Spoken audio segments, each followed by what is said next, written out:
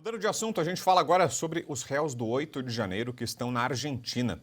Um dos advogados que representam a ASFAV, a Associação dos Familiares e Vítimas do caso, Dr. Ezequiel Silveira, esteve na semana passada no país vizinho e traz agora ao Jornal da Oeste mais informações sobre a situação desses brasileiros. Dr. Ezequiel já está ao vivo aqui conosco. Obrigado, doutor, pela presença. Mais uma vez, boa tarde. Boa tarde, Vitor, Kátia, Josiane, toda a audiência da Revista Oeste. É sempre um prazer poder colaborar. Semana passada, então, nós tivemos essa notícia, né, da prisão de alguns brasileiros que estão refugiados na Argentina. São pessoas que foram aí acusadas, condenadas por conta dos atos do 8 de janeiro. E quando, inclusive, Vitor, foi no dia que eu estava dando uma entrevista para cá, pouco antes de entrar no ar, eu tive essa notícia. E a gente ficou preocupado, né, porque começaram a surgir aquelas informações desencontradas e a nossa primeira iniciativa foi ir até lá para verificar em loco o que estava ocorrendo, inclusive por conta dessas questões, dessas informações desencontradas. E aí nós constatamos algumas situações. A primeira é que, segundo a Folha de São Paulo, o Brasil solicitara a extradição de 61 desses brasileiros.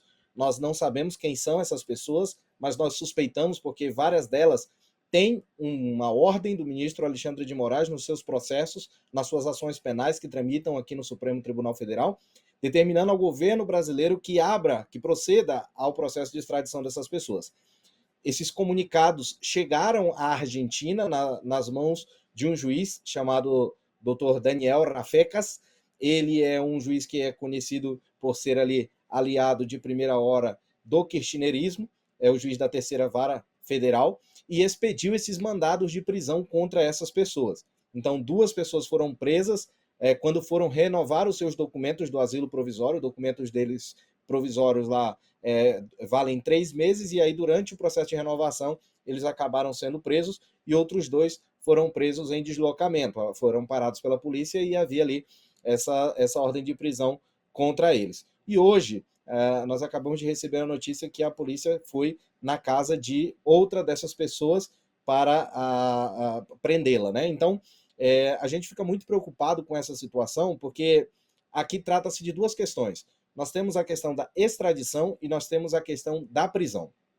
No tocante à extradição, nós estamos relativamente tranquilos, porque o processo de extradição não é um processo sumário, ele demanda um devido processo legal, onde se apresentarão ali as questões, e ao final ele deve passar, né, por uma autorização, uma assinatura do presidente da República, que nós conhecemos, né, o senhor Javier Milei, é uma pessoa alinhada com os princípios de liberdade, e nós acreditamos que ele não concederia a extradição e a entrega dessas pessoas. Todavia, o que está nos preocupando no momento é a questão da prisão, porque, veja bem, se essas pessoas forem presas e não forem postas em liberdade, elas podem aguardar esse processo de extradição que pode durar aí muito tempo. Então nós estamos fazendo o possível para evitar que novas prisões aconteçam, estamos estudando os mecanismos judiciais, jurídicos cabíveis para evitar que novas prisões sejam feitas, e já recorremos e fizemos os pedidos de liberdade das pessoas que estão ali encarceradas. Nós, enquanto advogados, não podemos atuar ali na Argentina, mas temos um grupo de ativistas de direitos humanos que estão ali, dentre eles advogados que já se colocaram à disposição dessas pessoas para poder realizar a defesa delas, tanto nos processos de liberdade quanto nos processos de extradição. Então a gente esteve ali também para buscar esse entendimento com essas pessoas que estavam ali, com os advogados, com os ativistas, acalmar as famílias, né, as pessoas que estavam ali, e fornecer esse apoio, né, porque de fato é muito difícil você estar em um país distante, longe da sua família, longe da sua terra, sendo perseguido pelo Estado brasileiro, e agora vendo essa perseguição ultrapassar as fronteiras e chegar até um lugar onde eles estão refugiados. Então a gente procura dar todo o apoio nesse momento para essas pessoas que estão sendo injustiçadas no Brasil e agora fora deles também. Doutor Ezequiel, nossas comentaristas também têm perguntas para o senhor. Começo com a Kátia Magalhães. Boa tarde, colega. Parabéns pelo belo trabalho. 2 perguntinhas rápidas. A defesa desses presos teve a oportunidade de apresentar ao juiz da causa traduções juramentadas para o castelhano das decisões do ministro Alexandre de Moraes? Essa é uma pergunta. A pergunta que vem é a seguinte: a que título foram decretadas essas prisões? Como prisão preventiva, prisão temporária? A que título? E por último, a defesa dessas pessoas também pôde invocar o artigo 3º do nosso Tratado de Extradição com a Argentina, que diz que cabe à autoridade requerida rechaçar a extradição sempre que se falar de eventual crime político, de ameaça por preferência política. Houve esse tipo de argumentação, esse espaço para a argumentação da defesa dos presos, doutor? Obrigado, doutora Kátia, pela pergunta. Só vou ficar devendo a resposta da segunda, porque eu não consegui anotar, mas eu vou falar aqui das duas primeiras e você me lembra. Em relação à questão da tradução juramentada, o que acontece? Essas pessoas, quando chegaram ali na Argentina, imediatamente elas deram entrada no pedido de asilo.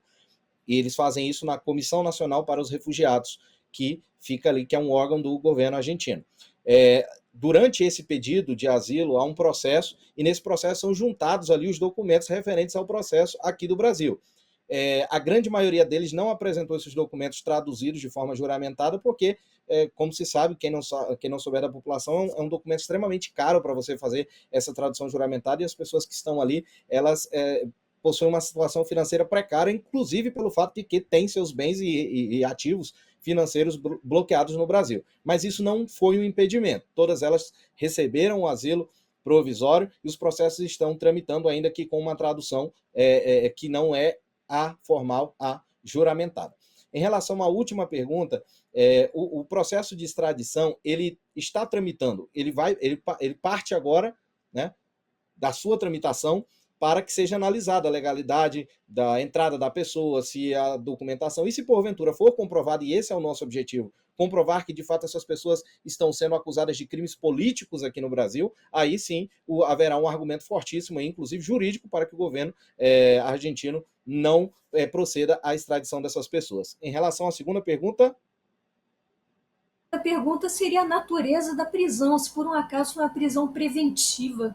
Foi preventiva? Nossa. Exatamente, é uma prisão preventiva para que seja conduzido o processo de extradição. Então, assim, embora a gente não goste, né, ache terrível para qualquer advogado, qualquer defensor do direito a questão da prisão, mas essa é uma prisão menos grave do que a prisão que eles teriam aqui no Brasil. No Brasil, você teria ali a prisão definitiva, com essa condenação de 17 anos, sem possibilidade de você recorrer, uma vez que foram suprimidas as instâncias de apelação com julgamento direto no Supremo Tribunal Federal. Mas na Argentina, essa prisão que está sendo feita é a título provisório para que seja resolvida a questão da extradição. E ainda assim, os nossos advogados parceiros ali na Argentina já entraram com os pedidos de liberdade, aqueles que foram negados já foram entrados com os recursos de apelação devidamente, e nós acreditamos que nos próximos dias essas pessoas possam voltar ao convívio com as suas famílias ali.